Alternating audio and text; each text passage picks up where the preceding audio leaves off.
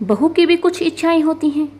सुगंधा आज सुबह से परेशान थी क्योंकि जब वह सुबह उसने अपने मायके बात की तब पता चला कि उसके घर में सभी बीमार हो रखे हैं। घर वालों की परेशानी देखकर सुगंधा बहुत ज़्यादा चिंतित हो गई। सुगंधा एक मध्यम वर्गीय परिवार की बहू थी। लगभग 2 महीने पहले ही उसका विवाह अतुल के साथ हुआ था। उसके ससुराल वाले भी साधारण परिवार से ही संबंध रखते थे, लेकिन जैसा कि आमतौर पर घरों में होता है कि उसकी सास हमेशा यही कोशिश करती थी कि वह बहुओं के ऊपर अपनी हुकूमत चलाती रहे। सुगंधा यह समझ चुकी थी कि उसके पति अतुल की अपनी मम्मी के सामने बिल्कुल भी जुबान नहीं खुलती थी। उसकी जेठानी भी कलेश के कारण चुप रहती थी। अपने हक की आवाज़ के लिए उसे खुद ही बोलना पड़ेगा। कोई उसका साथ देने के लिए उस घर में तैयार नहीं था।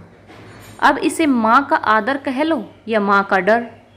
सुगंधा सुबह की चाय देने के लिए जब अपनी सास के पास गई तब उसने अपनी सासू माँ को अपने घर की बात बताई कि मम्मी, मेरे घर पर सभी बीमार हैं। पापा, मम्मी, भाई, बहन सबको डेंगू हो गया है। इस कारण से मैं अपने घर जाना चाहती हूँ, अपने परिवार के पास। सुबह सुबह उसकी सास को यह उम्मीद नहीं थी। उन्होंने उसकी तरफ एक अनचाही सी दृष्टि डाली और बोली, बेटा, तुम कोई डॉक्टर थोड़े ही हो जो तुम घर जाना चाहती हो। अगर वे बीमार हो गए हैं तो उन्हें डॉक्टर को दिखाना चाहिए। तुम्हारे जाने से क्या हो जाएगा? इलाज तो डॉक्टर करेगा, तुम क्या कर लोगी? सुगंधा आश्चर्यचकित रह गई। क्या उसकी सास के मन में थोड़ी सी भी मानवता नहीं थी? उसने अतुल से कहा तो अतुल ने अपनी मजबूरी बता दी कि मैं मम्मी के आगे क्या बोल सकता हूँ। वह अपने मन को समझा कर रह गई और कुछ दिनों बाद धीरे धीरे उसके परिवार में लोग ठीक भी हो गए। लेकिन अपने मायके में उनकी बीमारी के वक्त ना जाने की टीस सुगंधा के मन में रह गई। कहते हैं समय हमेशा एक सा नहीं रहता, बदलता है। और वही हुआ। लगभग 3 महीने के बाद सुगंधा की सास को टाइफाइड हो गया और वह बहुत बीमार हो गई।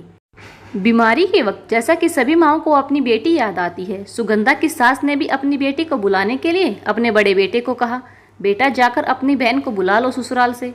उसको देखकर मन में तसल्ली होगी और शायद मैं जल्दी ठीक हो जाऊंगी। अब सुगंधा से ना रहा गया। उसके मन का घाव एकदम हरा हो गया। सुगंधा बोली, मम्मी, दीदी कोई डॉक्टर तो है नहीं। आपके टाइफाइड का इलाज डॉक्टर ही करेगा। किसी अच्छे डॉक्टर को दिखा लेते हैं। दीदी के आने से क्या हो जाएगा? सुगंधा की सास सुगंधा के मन की स्थिति समझ चुकी थी और उन्हें अपनी गलती का भी पछतावा हो रहा था। वह समझ चुकी थी कि अब उसकी तानाशाही से घर नहीं चलेगा। बहू भी किसी घर की बेटी है और उनके मन में भी अपने परिवार के प्रति प्यार होता है। बहू के साथ सामंजस्य स्थापित करके ही घर को सुखपूर्वक आगे बढ़ाया जा सकता है, ना कि तानाकशी से। सुगंधा बोली, मम्मी आप घबराइए नहीं, हम आपके जितने कठोर नहीं हो सकते। हमने दीदी को फ़ोन कर दिया है, वह आती ही होंगी। मैं ये कभी नहीं चाहती कि मैं भविष्य में आपके जैसी हृदयहीन सास बनूं। वीडियो पसंद आई तो वीडियो को लाइक और चैनल को सब्सक्राइब करें। धन्यवाद।